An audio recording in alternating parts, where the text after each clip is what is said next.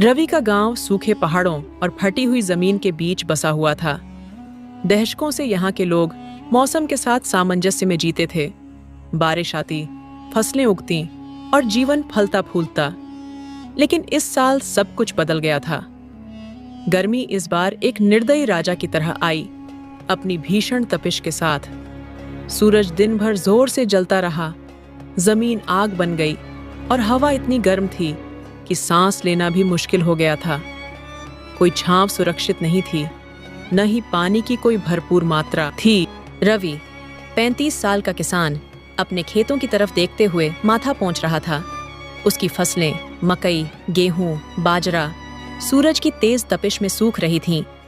जमीन अब रेत जैसी सूखी हो चुकी थी और तालाबों का पानी महीनों पहले ही खत्म हो गया था। गांव का कुआं भी सूख चुका था। गांव के लोग भी इस भीषण गर्मी से बेहाल थे। बूढ़े पेड़ों के नीचे बैठकर ठंडक की उम्मीद में बैठे थे। बच्चे थकान से सुस्त थे और महिलाएं भारी मटकों में पानी भरने दूर दूर जाती थीं। रवि के कंधों पर जिम्मेदारी की भारी छाया थी।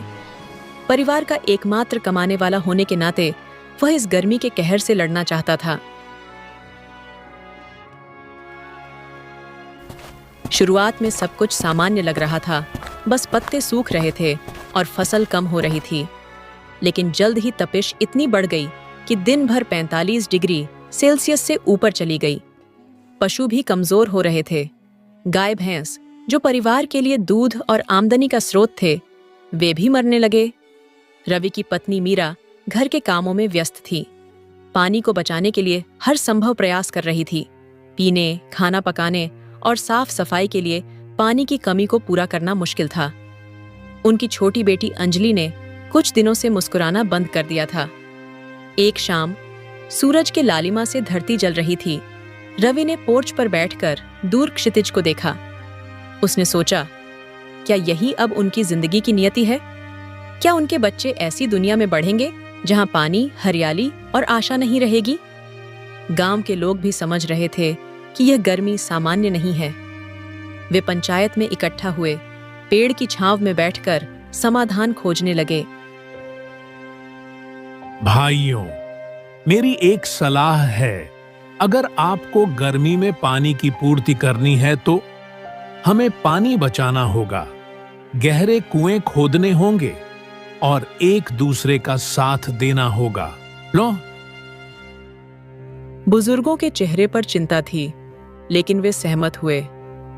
कुछ लोग दूर दूर तक नदी की तलाश में निकले, जो अब सूख रही थी। हर बूंद पानी कीमती थी। मीरा और अन्य महिलाएं सुबह की ओस इकट्ठा कर पानी बचा रही थीं। वे पुरानी परंपराओं के जरिए पानी को संरक्षित कर रही थीं। रवि ने हार नहीं मानी। हर सुबह सूरज के आगमन से पहले खेतों में जाता और फसलों की हालत देखता। एक दिन उसने एक पत्थर के पास एक छोटा सा हरा पौधा देखा, जो अभी भी जिंदा था। उसने सोचा, शायद उम्मीद बाकी है। उसके दादा की कही बातें याद आईं। बारिश का पानी बचाने के तरीके, छोटे बांध बनाना, सूखा सहने वाले पौधे लगाना। रवि ने गांव के युवाओं को इकट्ठा किया और छोटे छोटे बांध बनाने शुरू किए, ताकि पानी का संरक्षण हो सके। उन्होंने अकासिया और नीम के पेड़ लगाए, जो गर्मी में भी जीवित रहते हैं और छांव देते हैं। गर्मी बढ़ती गई, लेकिन राहत नहीं मिली। अंजलि बीमार पड़ गई। मीरा भी थक चुकी थी। रवि उसे दूर के अस्पताल ले गया। डॉक्टर ने कहा, गंभीर निर्जलीकरण है। रवि उसके बिस्तर पर बैठा, असहाय महसूस करता। ये गर्मी कोई सामान्य मौसम नहीं, बल्कि एक कठिन परीक्षा थी। हे भगवान, ये कैसी गर्मी है? हमें इस गर्मी से कब राहत मिलेगी? अब तो हमने कुएं खोद दिया, पेड़ लगा दिए। भगवान, अब तो कोई रहम करो, नहीं तो ये गर्मी हमें मार डालेगी। अचानक काले बादल छाए, ठंडी हवा चली, बारिश शुरू हुई। धीरे धीरे फिर तेज बारिश। गांव वाले खुशी से झूम उठे। जमीन ने प्यास बुझाई, तालाब भर गए, कुएं फिर से भरे, फसलें फिर से हरी भरी होने लगीं। रवि ने अपनी बेटी की हंसती हुई तस्वीर देखी, और दिल में उम्मीद जगी। गर्मी का कहर भले ही जख्म दे गया, लेकिन उसने गांव को सिखाया धैर्य, एकता और प्रकृति के प्रति सम्मान। रवि ने गांव वालों के साथ मिलकर पानी बचाने के लिए और काम किए, पेड़ लगाए और बच्चों को पर्यावरण की महत्ता समझाई।